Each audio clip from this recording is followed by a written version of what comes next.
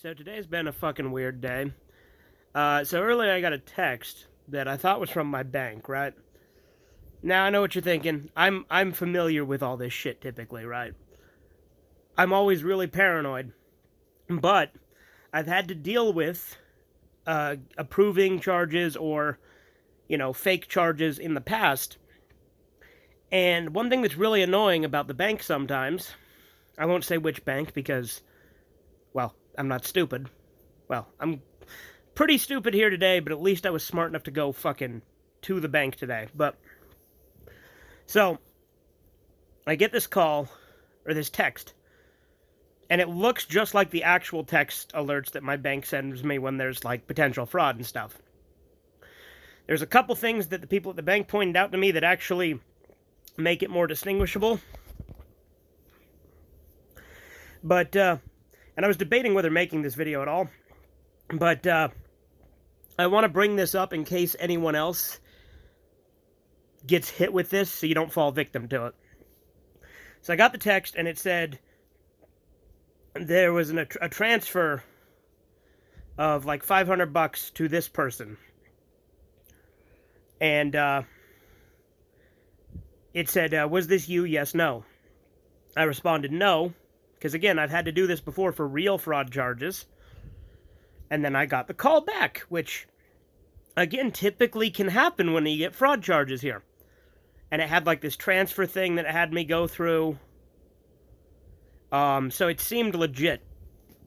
But then this guy starts asking me questions. Now, I gave him more information than I should.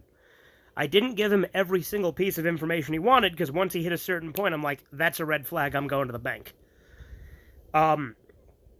I had to get a whole new bank account, because I gave him my account number and a few other things, which I really shouldn't have. I feel really fucking stupid for that. Especially with how familiar I am with scammers, right?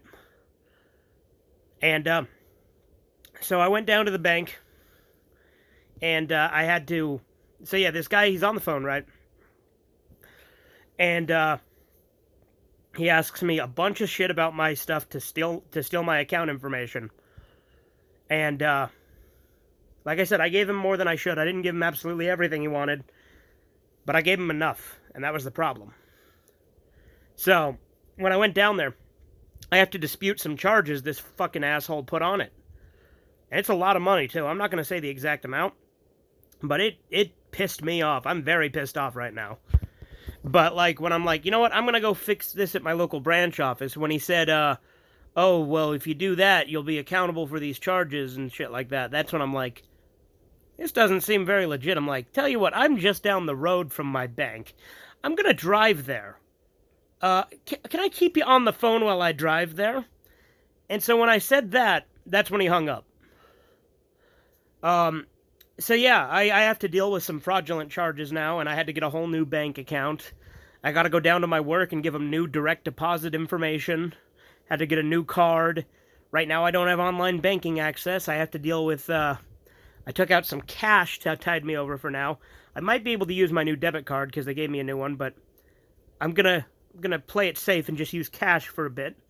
But yeah, I gotta go through with them and dispute this shit now. It's not pleasant. Like I said, it was way more money than I would have been comfortable with. Like, I've had fraudulent charges before. This is more than that. Again, I'm not gonna give specifics. I am filing a police report. I don't think that'll do anything. I just want something on record.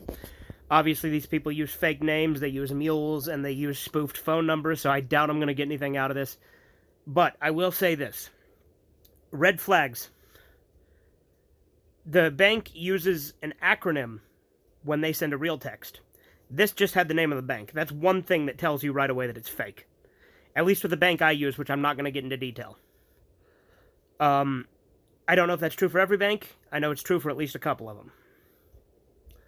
On top of that, I would say in the future, anytime I have any text calls, whatever, I'm going down to the branch office to fix it. And I normally used to do that. There's only one reason I fell for this at all as much as I did.